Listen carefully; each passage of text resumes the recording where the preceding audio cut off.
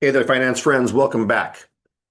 So, we just talked a little bit at a top level about cash flow management. In this video, what we're going to do is we're going to take a look at the first part of cash flow management, and that's managing your income. Okay? You make money, you spend money. Net cash flow is money in minus money out. So, in this video, we're going to talk about managing and thinking about income. Okay? Couple of ideas first. I first want to introduce you to a very silly, probably stupid metaphor, but one that I think will make the point. In this upcoming series of lectures that we're going to have, and from this point forward together, as you're in the class and you're thinking about your big decisions, I want you to put yourself to role play, to imagine yourself in a couple of different situations. Okay, here's one. You're now an architect. Okay, all of you now, starting at this moment, have a small role as architects. Architects design structures, design systems, and build things. You now have another little task ahead of you. You're an architect because one of your jobs is going to be to build a financial infrastructure, to build a series of accounts that help you to achieve the goals of income management. So, number one, you're an architect. That means picking the right accounts, setting them up properly, linking them together so you can automate. You're an architect. Number two, you're now also a military general. I want you to think about this. You're a military general. A military general has lots and lots of troops. And what the general does is the general has to make a decision. How should I deploy these troops to achieve our strategic military goals? Well, you, my friends, are now not just an architect, but you're also a cash flow general. Every dollar that you earn, every dollar of income that you earn is a soldier.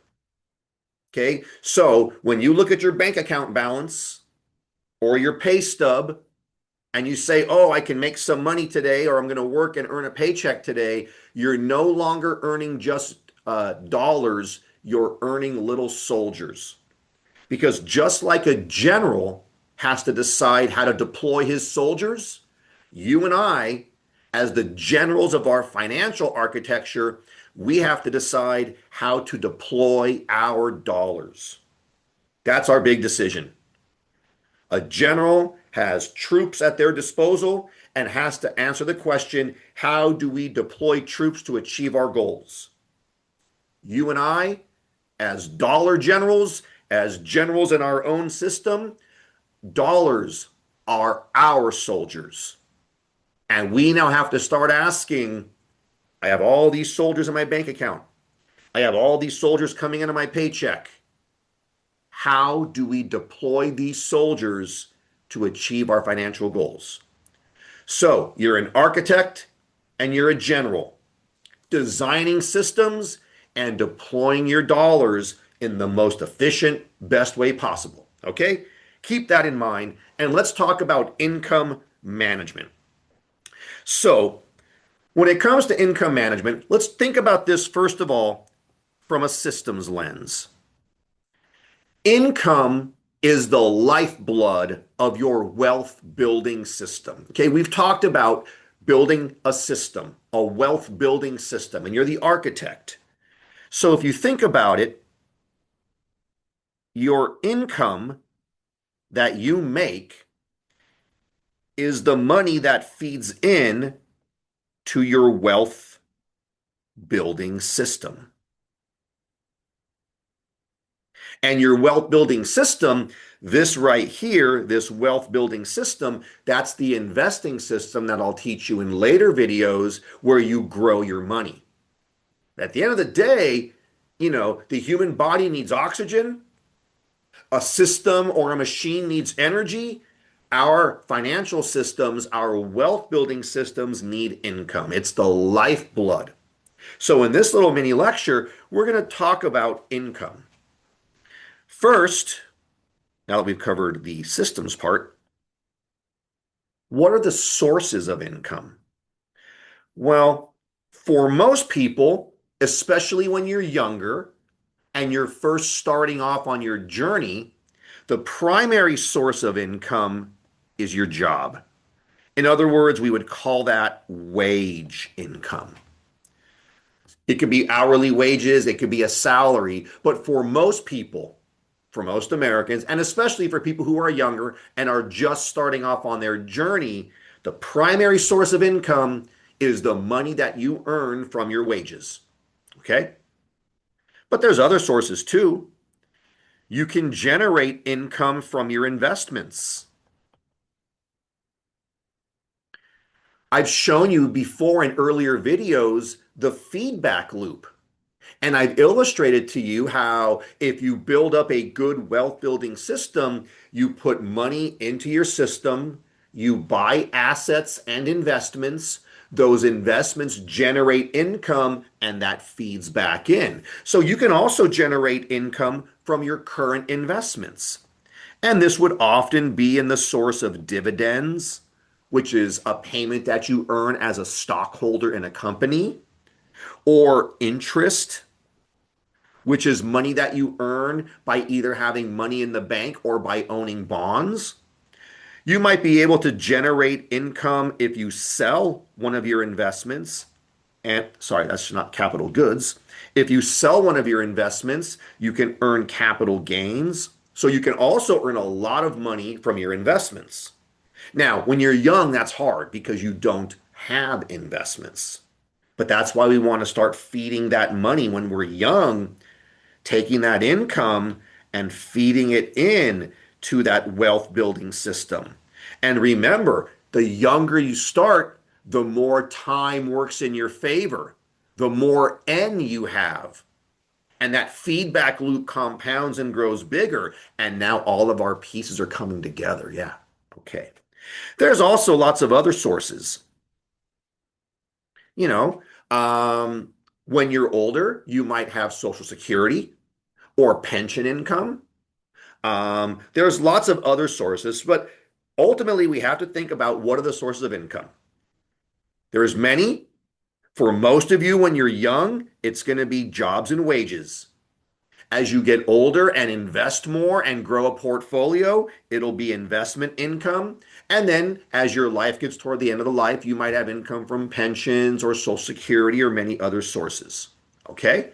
For today, for the rest of this lecture, though, we're going to focus on job income. So let's think about the money that you earn from a job. And the most important thing to bear in mind here, unfortunately, you do not get to keep and spend every dollar that you make. That's really important. You do not get to keep and spend every dollar that you make. You're going to lose some of your soldiers. You're going to lose some of your dollars to what we call deductions and taxes. So let's think about this. The money that you actually earn from your job, like your actual salary or your hourly wage multiplied by the number of hours you work, the amount that you actually busted your ass for, the amount that you actually worked and labored for, this is called your gross income. Gross income is the pay that you earn, that you actually earn, either your contracted salary amount or your hourly wage times the number of hours. Here's the problem. This gross income does not stay entirely with you. You're going to lose some of your gross income in one of two broad categories. Category number one, what we call voluntary deductions. So, for example, for me, working here, I get my paycheck. I voluntarily have some of my paycheck deducted to pay for things like my health insurance. to pay for things like my parking. Little silly things. But you have to pay for those things. Also, we're starting to see here little ways that your compensation isn't just only for cash flow, but is also tied to your protection function. Remember the fourth bucket. Got to protect that money. Health insurance is a big protector. You got to cover your body. You got to cover yourself with insurance. For most Americans, and for probably most of you in your futures, your health insurance will be provided by your employer. You get your insurance through your job. Okay? Well, what that means is you're going to earn some money, but before you get it, some of that money is going to be taken out in the form of voluntary deductions for things like your health insurance. Okay. You're also going to lose money in what we call non-voluntary deductions. In other words, mandatory deductions. In other words, taxes. Okay. Taxes are another pull from your gross income. We're going to talk about taxes in much more detail in later lectures. We're going to actually learn how to prepare a tax return, and I'll teach you some interesting strategies to help you minimize your tax burden and keep as much money as possible in your pocket and give less to the government. But for now, let's just understand quickly, when it comes to taxes, Americans are going to pay many taxes, and here are some of them. If you have a job, so one type of tax, you're going to pay what are called payroll taxes. Payroll taxes are taxes that are levied strictly against your income from your job only. Okay. Payroll taxes only are levied, you're only paying payroll taxes on payroll, on your salary or your income from work. These taxes have lots of different names. They might be called FICA taxes. They're known as FICA. They're known as OASDI. FICA stands for the Federal Insurance Contribution Act, which was the law that made these things legal. OASDI is the technical name. It stands for Old Age Survivors and Disability Insurance. But for most people, these taxes are known as Social Security taxes and Medicare taxes. In other words, these are the taxes that we pay right now while we're working to fund the programs that take care of old people. Okay? Really quickly, Social Security taxes, they're payroll taxes. This is a payroll tax equal to 6.2% of your income. Social Security taxes are levied at a flat rate of 6.2% of your income. Now, there are some upper thresholds above which you don't pay it, and we'll discuss those later. But for now, 6.2% of your pay going right out the door for Social Security taxes. Medicare is the health insurance for America's elderly people. Your Medicare taxes pay for those. And Medicare is equal to 1.45% flat rate. So if you think about it together, your Social Security plus your Medicare is going to equal 7.65% of your income, taken out automatically before you even see your paycheck. That's payroll taxes. There's also federal income taxes, and there's also state income taxes. So you're going to pay a lot of taxes. Payroll taxes, federal taxes to the IRS, state taxes to your local state government, unless you're in one of the few states that doesn't have one.